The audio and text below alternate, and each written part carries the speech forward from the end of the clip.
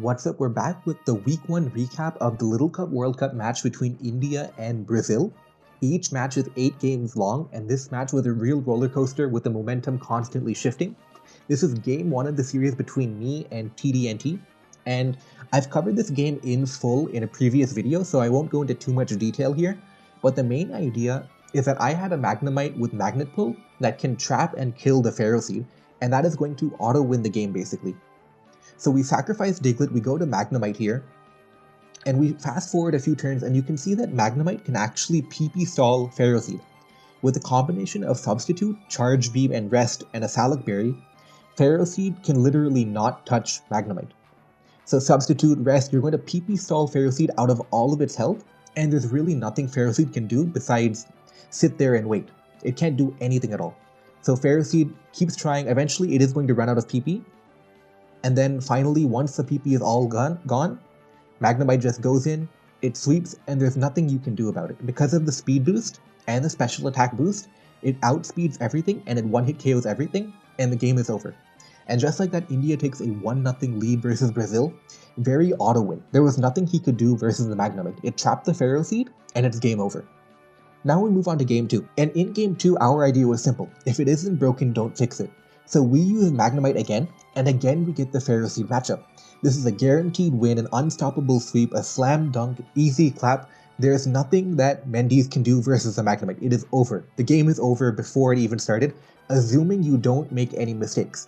You can still mess it up, but if you don't make any mistakes, Magnemite is going to trap Ferroseed, and you win the game. So we get the lead matchup. Mianfu, Axelsior leaves Frillish, and I say this every single time, but always lead Mianfu or anti-lead Mianfu. There is really no point in doing anything else. Frillish is a bad lead. Just because Mianfu is so good, you should always lead it or anti-lead it. There is really no reason to do anything else, and I really believe in that, and that's my number 1 Little Cup advice. So don't lead Frillish. But anyways, he did lead Frillish. We see the U-turn into Ferroseed, and he uses Will-O-Wisp. And this is actually a really big blunder. It's a blunder of epic proportions, and it looks like a very innocent move. You burnt the Ferroseed, so what? But it's actually a very deadly move. And the reason is because now you enter the similar Magnemite into Ferroseed trapping situation. But there's a very big problem. Ferroseed can now kill itself because of the burn. So Ferroseed can kill itself before Magnemite boosts all the way. So you see here, Magnemite does not have the speed boost yet, it doesn't have max special attack, and that's because the Ferroseed killed itself before it could happen. So Mendeez is able to play around the Magnemite and eventually not get one-hit KO'd, and then you turn out, and that's a big problem, because you invested a lot of resources on the guaranteed win. Magnemite, Diglett, you used 2 Pokemon for the guaranteed win, but you didn't get the guaranteed win, you blundered it with burning the Ferroseed. And again, it's a very subtle thing, you had to have known that you were not allowed to burn the Ferroseed. But he didn't recognize that, and it's a complete blunder, and now you're 4-on-4, but the 4-on-4 isn't an even 4-on-4. You have really no way of breaking down through the Frillish. Abra can kind of get the job done, Frillish is at low health, Porygon is completely walled, you have a Mianfu. But it's really an uphill battle, and then he ends up sacrificing Mianfu here. So Mianfu, the king of Little Cup, saw 0 action, and the Magnemite was essentially wasted. So Brazil is going to basically completely shut down Axelsior with his Frillish, and Brazil doesn't take a 1-1 lead, but Brazil ties the game back at 1-1, and there's a bit of a PP stall to beat the Porygon, but eventually Porygon does die, and Brazil takes the game back 1-1. Now we move on to game 3. Game 3 is black and white between Blimax and Nalorium, and this is a pretty interesting matchup, one of the best matchups of the week. And one thing to note about Black and White is that Drifloon is really powerful with Flying Gem, Acrobatics, and Unburden. You really have to be careful of Drifloon at all times. Snover has Ice Shard, but that is only going to be doing around 70% to Drifloon. So you really need to be careful of Drifloon. So we see the lead Snover, lead Mianfu, always lead Mianfu, because look, Mianfu is going to get a lot of momentum here. It's going to U-turn into, like, for example, Frillish. And Mianfu is really good in Black and White. It's not as good because Knockoff is weak in the gen, but it's still a very good Pokemon. So we'll fast forward a few turns here. Bullaby comes in, Magnemite comes in, Magnemite forces out Vullaby, Jilbur comes in, unfortunately gets a special defense drop, but overall both sides are playing pretty well.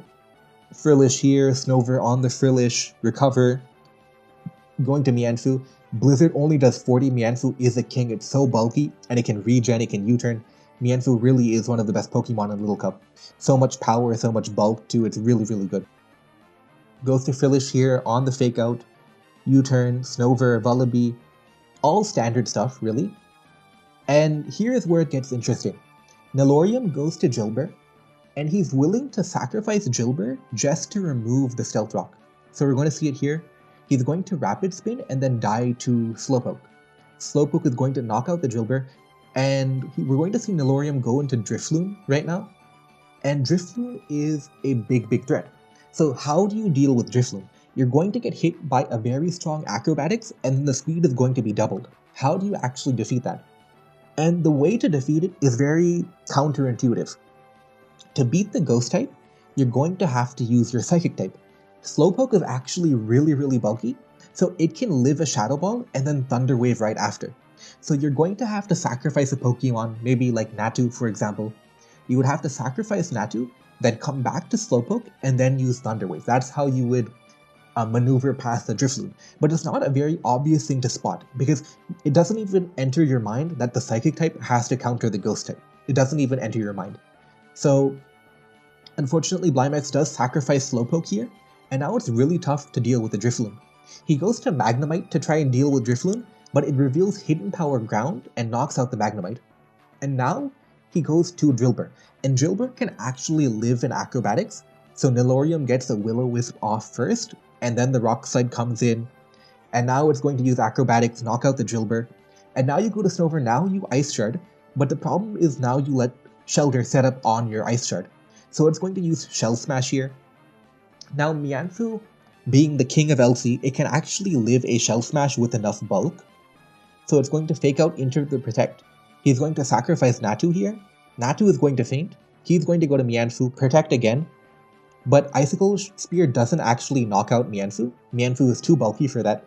But the problem is that he lost too many resources dealing with the Drifloon. Imagine if he had his Magnemite alive. Imagine if he had Slowpoke alive, or even Drillbur alive. He sacrificed too many Pokemon versus Drifloon, and now he didn't really have any energy to deal with anything else. Mienfoo here, Snover here, and Snover is just too weak. It's going to lose to Fake Out. Blizzard coming in, 55 only. And India loses Game 3, and now Brazil has a 1-2 lead. Now we enter Game 4, which is DPP, and the interesting thing about DPP is that there is no Eviolite and there's no Berry Juice, so everything is really offensive because nothing has any bulk on it. So the main goal of the game is to be as offensive as possible, so we're going to see a lot of really attacking teams, and the only bulk you have is Oranberry. So we see the Staryu lead. Now both Staryus are afraid of Thunderbolt. It's a speed tie, but they're both afraid of Thunderbolt. So Noisy goes to Munchlax, which is a special wall, and Lord Thorx goes to Chinchou, which is not a special wall, but it can switch into Thunderbolt because of Volt Absorb.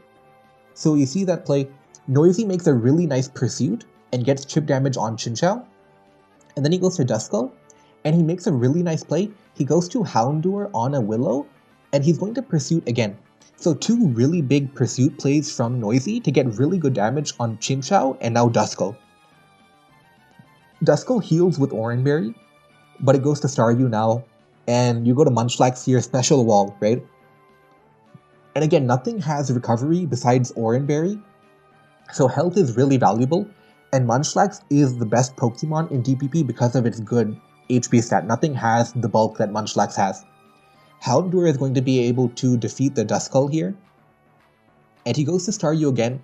Munchlax comes in, and again, the only bulk is Oranberry, so we see Munchlax take that hit. Psychic comes in, Return knocks out the Staryu, okay, and it's going to heal with Oranberry. And Lord Thorx goes for a Hydro Pump. He didn't need to do that. He could have used Psychic and knocked out the Munchlax, but he went for the Hydro Pump and he missed the attack. And it's worth noting that he did use 3 Hydro Pumps, and the odds of hitting 3 Hydro Pumps in a row is about 50%. So it was pretty even odds to hit 3 in a row. but I'm not exactly sure why you would use Hydro Pump there, unless you really over-predicted and predicted Houndour, for example. So Munchlax is going to be able to knock out the Staryu, and Noisy has a really big lead. 6-4, and now 5-4, but he has momentum, he goes to Staryu, Lord Thorx goes to his special wall, gets hit by Surf, he goes to Houndour, he sacrifices Houndour, and momentarily, the game is back to 4-4, but now he goes to Bagon, and Bagon with Dragon Dance is a powerful sweeper, and Lord Thorx can't really deal with the Outrage. He does have a Scarf Gligar, but Earthquake doesn't one-hit KO, so he has to U-turn into Chinchou and now go to Gligar. Now he goes to Gligar, after he got the chip damage. But Noisy goes to his own Gligar, and now the game is over, because Lord Thorx, he can Earthquake into Gligar and do 0 damage, but if he goes into Munchlax, it'll get one-hit KO'd by Gligar. So Noisy can essentially keep spamming Earthquake, because one of two things is going to happen. Either Lord Thorx will run out of Earthquake PP, or Munchlax will switch in and get one-hit KO'd by Earthquake. So the game is effectively over here. Noisy speeds it up by getting Stealth Rock up, and then he's going to Aqua Tail 2 to get damage, but the game is over at this point. Earthquake knocks out Munchlax, and the game is now 2-2. So it's like kind of back and forth right now. It's 2-2 between India and Brazil. And now we go to Game 5. Game 5 is in ORAS, that is Generation 6. And we see both teams are using a Sticky Web team. So what it's really going to come down to is the Pokemon that are not affected by Sticky Web. Splash on Brazil has Ghastly, which is not affected by Sticky Web. And PJ has Rufflet, which is not affected by Sticky Web. Everything else is going to be affected by Sticky Web. And one important thing to note is that Pawniard in Sticky Web gets a Defiant boost, so its Sucker Punches are going to be really strong, but it is very, very common for Abra and Ghastly to run Substitute and Hidden Power Fight in order to beat Pawniard. So it's not really reliable to use Pawniard to beat Abra or Ghastly, because they can use Substitute on the Sucker Punch and then Hidden Power fighting you. So it's going to be a really interesting game, and the dynamic is basically going to be about Ghastly versus Rufflet and how you deal with that. For example, PJ has Shadow Sneak on Pumpkaboo, and Splash has Chinchou to deal with Rufflet, but it's going to be a really interesting game revolving around those two threats, Ghastly and Rufflet. So we see the lead Mianfu, lead Surskit, he gets a Sticky Web up just in time for the taunt, and we're going to see Surskit basically attack into the Surskit. Sticky Web is going to get up, you can't really stop it, and now Splash goes into his main threat. Ghastly throws off a Shadow Ball, Surskit is one-hit KO'd. And now PJ, he goes through Abra, which is a mistake. He forgot that Sticky Web would make Abra slower than Ghastly. So he made a mistake and then quickly switches back to Rufflet on the Shadow Ball. And for whatever reason, Splash used Sucker Punch, I'm not really sure why. But he goes to Rufflet, and it's kind of an unequal playing field in the sense that Ghastly can do maybe 70% to Rufflet, but Splash is not going to trade Ghastly, his most important Pokemon, simply for 70% on Rufflet. It's not worth it for him, so he's going to switch out. He switches out to Chinchou, PJ gets the Aerial Ace here, and Splash reveals himself to be Choice Scarf Chinchou, which is not expected on a Webs team. Typically you don't run a Choice Scarfer on a Webs team, but he did do that, and now Chinchou is going to Volt Switch ahead of Rufflet, and what is Rufflet going to do? He goes to Pawniard, and Rufflet gets Pawniard gets Defiant, but he misses the Superpower now. And it's kind of a prediction right now. Do you predict Knockoff, or Stealth Rock, or Sucker Punch? What do you do here? Here, Pawniard uses Sucker Punch, and Rufflet gets a Superpower off to knock out Pawniard. Now, at this point, Rufflet is just going to be sacrificed right now, because you can't really do anything with the Stealth Rock up. Chinchou into Ghastly, and he goes to Porygon here, and Porygon can live one hit from Ghastly, so Splash is basically forced out right now. Splash goes to Mianfu, PJ uses Psychic but it doesn't one-hit KO, and now there's a tough decision for Splash. Do you knock off predicting Pumpkaboo, or do you high jump kick predicting Porygon to stay in? Here Splash knocks off, and PJ predicts the knockoff and uses Psychic and goes to Mianfu. And now a real problem is appearing for Splash. How is he going to deal with Pumpkaboo? Pumpkaboo has a Grass-type move for Chinchou, and it has Shadow Sneak for Abra and Ghastly. How are you going to deal with the Pumpkaboo? It's a very tough question. But first, Splash goes to Ghastly to try and hit the Pumpkaboo. Hit the Porygon. Pumpkaboo forces out Ghastly because of Shadow Sneak, and PJ makes a really good play. He predicts a Chinchou, and he goes to Pawniard. And what this did is it really opened up the game, because now Chinchou cannot one-hit KO Pawniard. So Pawniard is going to have a free knockoff on whatever he wants. And it's very important to understand, why didn't PJ just use a Grass-type move predicting Chinchou? If he wanted to make that prediction, he could have just used a Grass-type move, right? Why did he go to Pawniard? And Pawniard did two things. It covered the Chinchou switch, but it also covered Ghastly using, for example, Shadow Ball.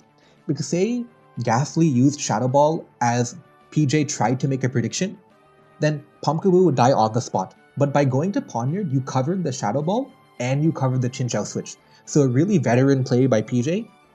And now Chinchou is going to Hydro Pump, Pawniard is going to knock off, and it's over. Well, not really, but Pumpkaboo's Shadow Sneak can do a lot of damage here. He uses Substitute trying to predict Sucker Punch, but Pawniard uses Knockoff, and this time he gets the prediction right. PJ doesn't use Sucker Punch, but the problem is that now everything is in range of Pumpkaboo's Shadow Sneak. So we're going to see a bit of a battle between Abra here, but the point is the same. Pumpkaboo's Shadow Sneak will win the game, and he sacrifices Porygon here, not sure why, and then PJ wins the game, and it's now 3-2 in favor of India. We move into Game 6, and Game 6 is a really interesting game, and you look at Brazil's team, Tnunes' team. He's built around an overload strategy. Onix and Tyrant and Ponyta, they're going to try and overload Pokemon like Trapinch or Ferroseed. For example, Ferroseed can deal with Onix or Tyrant, but it can't deal with both of them. It can only deal with one of them. Similarly, Trapinch can deal with Ponyta and Tyrant, but only one of them. It can't deal with both of them. So it's going to be a real tricky game to manage your resources to deal with the Ponyta, to deal with the Grookey, to deal with the Tyrant. It's going to be a real management game to beat that. So Coughing lead into Abra lead, and again, King Leo is following the rule, always lead with Mianfu or something that can anti-lead Mianfu. So he gets Abra into Coughing, and he makes a really good play. He goes to Trapinch, predicting Pawniard, and Pawniard is going to get Stealth Rock up, but Trapinch is going to knock out the Pawniard here.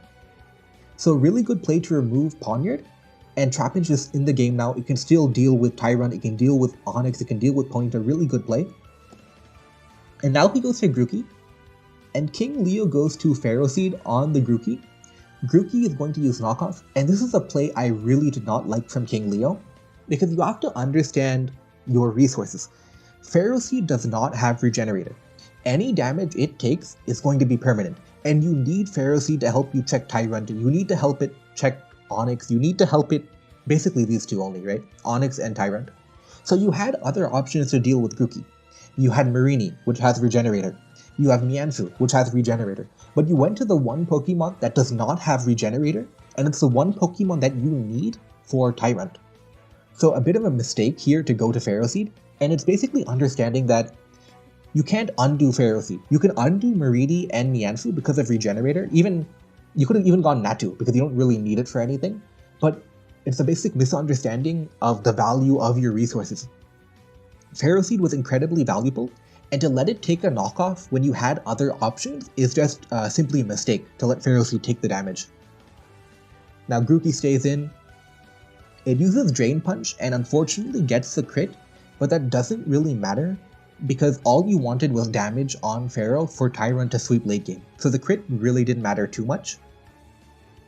But now he goes to Natu, and Natu, again, you do Heat Wave, but then what? You're just going to get hit by the knockoff, and again, Natu doesn't have regen. You have Mianfu in the back, you have Marini in the back.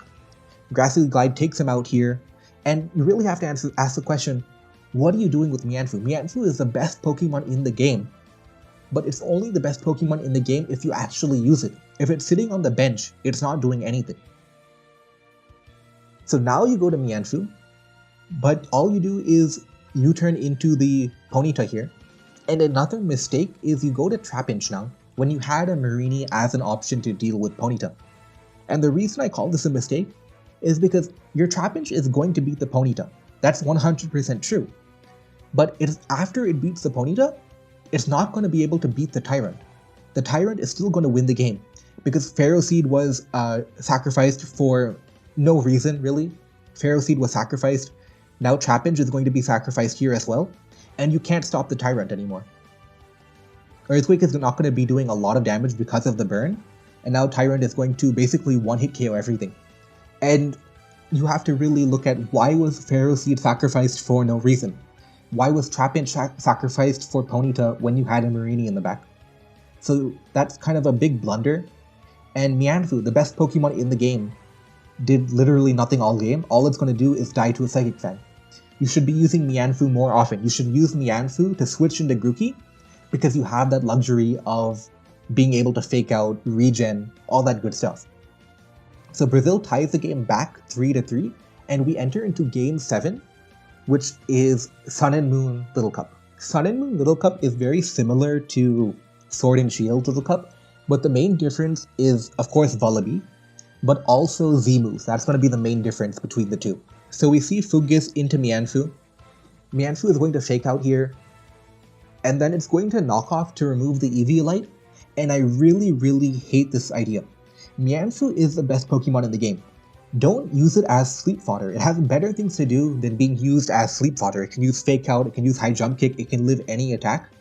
It has so many better things to be doing than knocking off a Fungus and then doing nothing for the rest of the game. So we see the Vullaby switch on the Fungus. He goes to Vullaby as well. Mikaav goes to Onix, predicting Vullaby. He gets knocked off, but nothing gets knocked off. And that reveals it is a Z-move Onix, which is very important to know. He goes to Mianfu on the Stealth Rock here. He knocks off, predicting the Fungus. And then he's going to U-turn. And this is how you knock off the Fungus. He didn't let his Mianfu get fallen asleep, right? So the difference is that to get the knockoff on Fungus, Mikaav had to sacrifice his Mianfu, and Eternal Spirit did not have to sacrifice his Mianfu. And this is really big. You want your best Pokemon to be playing the game. You don't want your best Pokemon to be foddered off. So you go to Magnemite here on the Fungus here, Flash Cannon into Fungus here, Giga Drain, and Eternal Spirit's Magnemite is Magnet Pull Magnemite. So he went to Magnemite trying to trap the Magnemite here, but Mikaav reveals that he is not Choice Scarf, and he Volt Switches on the Magnemite. He goes to Dodo, and then he goes to Onix on the Volt Switch, so a really good play from Mikaav here. He uses Earthquake on the Mianfu coming in, and now he uses the Z move that he revealed earlier. He uses Z Earthquake and knocks out the Mianfu here, so a really good play from Mikaav, but now he enters into a lot of trouble. Because he doesn't have Eviolite, he's going to get one-hit KO'd by Earthquake. Meanwhile, Eternal Spirit is not going to get one-hit KO'd by Earthquake because he has an Eviolite. So what do? Fungus is at low health, Mianfu is asleep. Again, if Mianfu was not asleep, definitely a different game. But because it's asleep, what do you do here? You don't really have a switch in to Onix.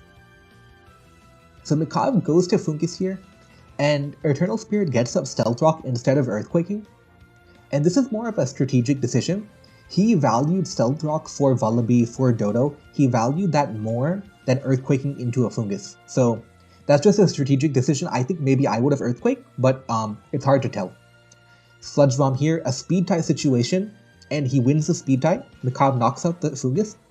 Mantike comes in, and Mantike is a very unusual Pokemon. You don't see it a lot, but if you do see it, you know that it has to be a Rain Dance set.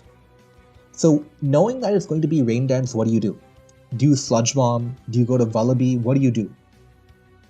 And the problem is that Mantike can basically sweep the game unless you're really careful. So in my opinion, you probably have to keep Sludge Bombing to at least get some damage on Mantike while it's trying to set up.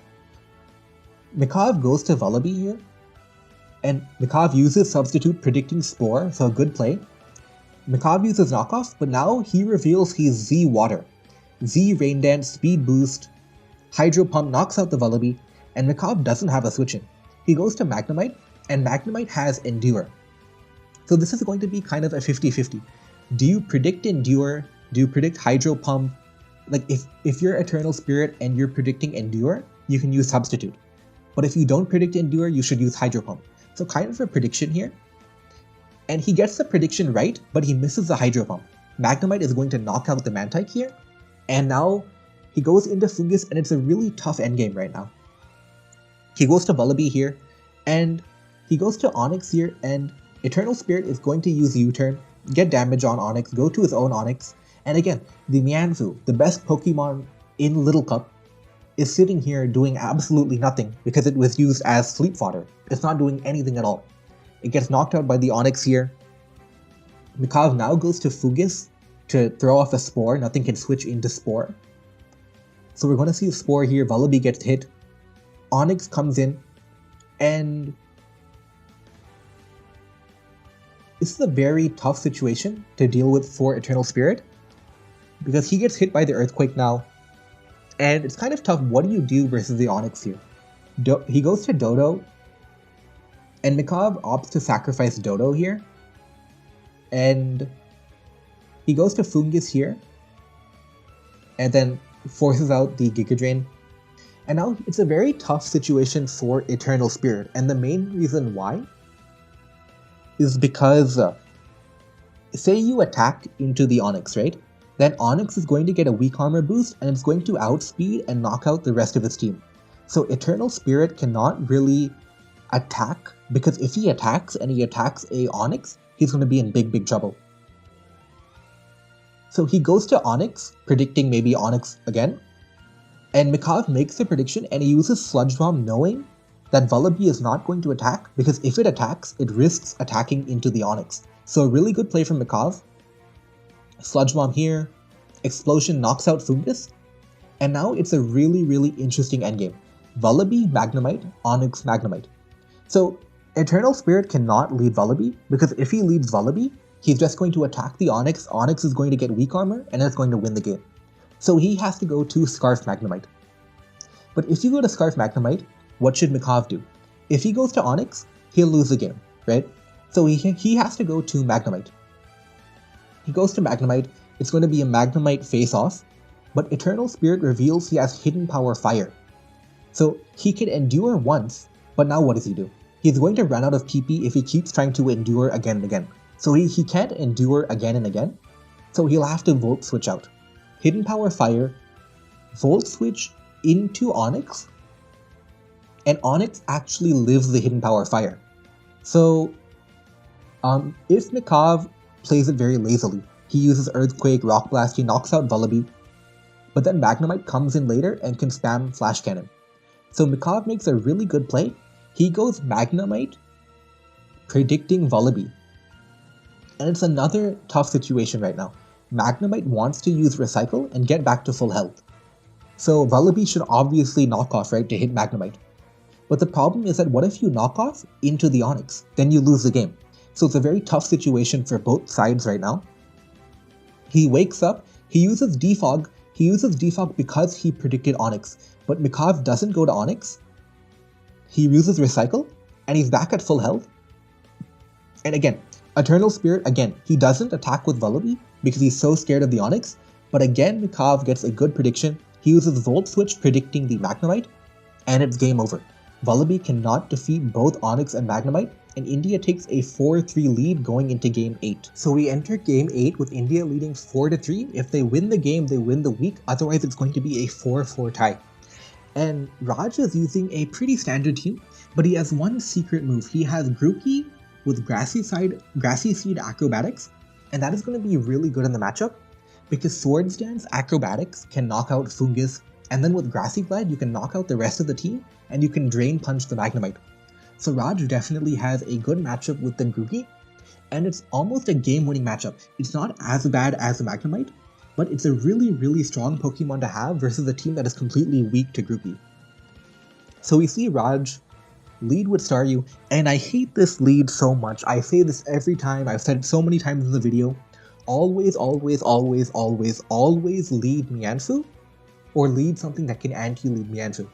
When you lead something like Staryu, all you do is lose momentum. See, you have to switch out now into Coughing.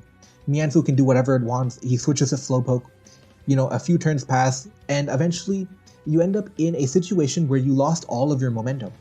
Mianfu uses U-turn here, Coughing comes in, he U-turns on Coughing, Mianfu is the best in the world, he goes to Magnemite, and you're already on turn 4, and your Mianfu has not seen the playing field, your Ponyard is paralyzed, your Coughing is sitting in front of a Magnemite, it's going to have to switch out, and you've just completely lost all your momentum, and for what? There was no reason to lead anything besides Mianfu in this situation. So, you really have to understand the game, and why is it so important to lead Mianfu? Is because Mianfu can spread knockoff on a lot of Pokemon. You can knock off Mianfu, you can knock off Fungus, you can knock off Slowpoke. So many things are going to be able to get knocked off with Mianfu, but by refusing to lead Mianfu, you're basically telling your opponent, no, I don't want to knock you off, and you're going to need to knock off to break through bulky cores like Mianfu, Fungus, and Slowpoke. So westSasori, on the other hand, is using his Mianfu. He does critical hit the Mianfu here, unfortunately. Goes to Golett now, and you can see all the momentum. It's really tough to switch into Golett now. Poltergeist is going to come in, do 45. What do you even switch in? He goes to Mianfu, predicting Ponyard. Again, what are you going to do? So much momentum. Now Mianfu uses a high jump kick here, 57 here, protect here on a fake out, and Raj is really struggling. He's lost all sorts of momentum. He goes to Coughing now, high jump kick here, and actually that's the best way to deal with Mianfu, hoping it misses the high jump kick, because if he hit that high jump kick, Coughing would have gotten 2-hit KO'd, and it's really tough to deal with that from then on. He goes to Magnemite on a pain split, Coughing heals his health again. Now Raj goes to Mianfu here, and he gets knocked out by Steel Beam, and you really have to wonder what is going on. The best Pokemon in Little Cup did literally nothing. It did nothing. And you cannot win games if the best Pokemon in the tier is just literally doing nothing. You have to get more out of your best Pokemon. Now it's really tough. How are you going to knock off your opponents when you have a paralyzed Ponyard, when you have, a Mianfu that's dead? He goes to Mianfu here, gets Stealth Rock up, and Stealth Rock is going to be really good for sturdy Magnemite, so Stealth Rock is valuable here. But again, Magnemite comes in. How are you going to switch into the Magnemite? He uses Recycle here, then he knocks out the Ponyard, and now both Pokemon that can use knockoff are gone, Mianfu and Ponyard. You're down 4-6, your opponent has really no troubles, nothing is going to get knocked off ever again. All you have to show for it is Stealth Rock. And admittedly, that Stealth Rock is valuable, but you only have one thing to show, and you sacrifice 2 of your best Pokemon.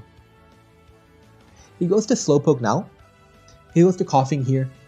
It's going to be a little bit of PP stall to break through the team, but what ends up happening is that he goes to Golett, and he knocks out the Coughing with Poltergeist, and now Raj goes to Grookey, and even though he's lost all his good Pokemon, he still has a Grookey with a Swords Dance and Acrobatics ready to dominate. So a really good matchup pick, and Grookey is going to knock out the Fungus, and it's really tough to actually deal with it. Fortunately, Magnemite has enough health to trigger the Berry Juice 30, so Raj has to switch out. So he goes to Staryu, and Steel Beam misses. So Raj is back in the game. Even though he lost some of his good Pokemon, Grookey is keeping himself back in the game, and with that high jump kick miss and now the Steel Beam miss, Raj is definitely in the game, and India can win the week despite the early misplays with Mianfu. So we see Slowpoke come in. Again, a bit of a PP stall because we're going to see like a Scald, Staryu, Thunder Wave, Slowpoke, a bit of a PP stall. But eventually, you can't really break through the team with Slowpoke being so bulky without being knocked off. Mianfu comes in again, knocks off here, U-turns here, and this is how you play a Mianfu. It comes in, it knocks off, it U-turns, it does all this good stuff, and you can't really do anything. And again, Raj gets bailed out a little bit by the high jump kick miss. Staryu would have probably fainted here.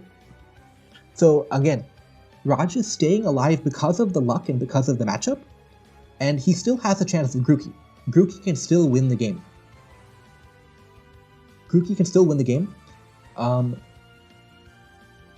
But unfortunately, he Grassy Glides a Slowpoke, which lives the attack, and then uses Thunder Wave on Grookey. And this is going to be a big problem because Grookey being outsped by Mianfu is a big problem. Because say if Mianfu was knocked off, then +2 Grassy Glide can one-hit KO. But because it's not knocked off, you need more damage on Mianfu, so you really wanted Grookey to not be paralyzed here. So a bit of a PP stall, but essentially what's going to happen is that Grookey is not going to be able to break through Mianfu and Magnemite when it's paralyzed.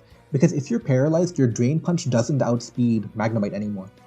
So a bit of a PP stall here, but eventually it's going to come down to the fact that Grookey cannot outspeed Mianfu. It's going to do 43, get U-turned out, and Poltergeist Golett is going to win the game. So Brazil ties it up at 4-4, and that's going to be a tie between India and Brazil. And I think we could have played a little bit better. Definitely need to understand how to use Mianfu better. Like, it's the best Pokemon, don't waste it, right? So we saw a few games where Mianfu was kind of wasted. But in general, I think it's an okay result for week 1. We did tie, so we didn't lose, which is good. And we're going to keep on going. Let me know if you like this type of recap content, and yeah, thank you for watching.